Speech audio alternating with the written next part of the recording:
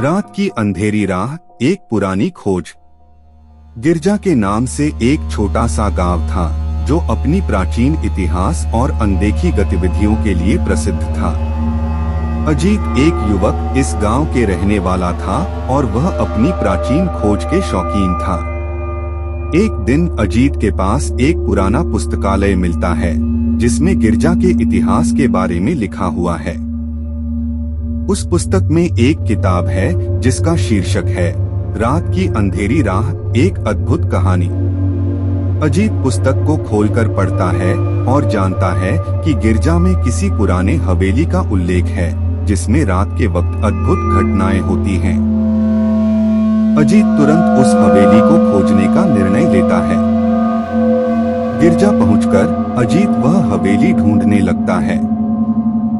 जब वह वहां पहुंचता है तो उसे वह हवेली खंडित और डरावनी लगती है।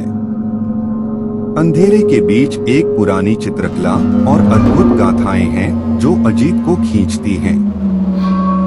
रात को जब अजीत हवेली के अंदर जाता है तो वह अद्भुत आवाज सुनता है, मदद करो, मेरी मदद करो। अजीत डर जाता है और वह बाहर जाने की कोशिश करता है, लेकिन वह हवेली से बाहर नहीं निकल पाता। अजीत को लगता है कि कोई उसे हवेली में बंद कर रहा है।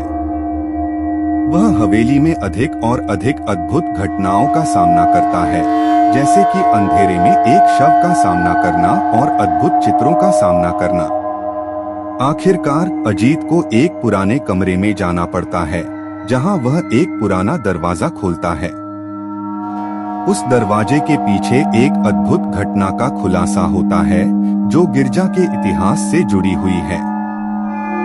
अजीत का खुलासा होता है कि वह हवेली में एक पुरानी प्रेम कहानी का शिकार हुआ है जो कि उस पुराने दरवाजे के पीछे छिपी है।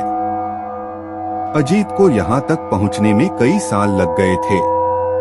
वह जानता है कि अगर वह अपनी जिंदगी को वापस पाना चाहता है तो उसे उस पुरानी प्रेम कहानी का अंत करना होगा। वह दरवाजे को खोलता है और अंत में अपनी आजादी पा लेता है, लेकिन वह जानता है कि वह हवेली के रहस्य का सामना कर चुका है। इस कहानी से हमें यह सीखने को मिलता है कि हमें अपनी उत्सुकता को संजीवित करने के लिए अपने दर्दनाक और अद्भुत रूपों का सामना करना पड़ सकता है।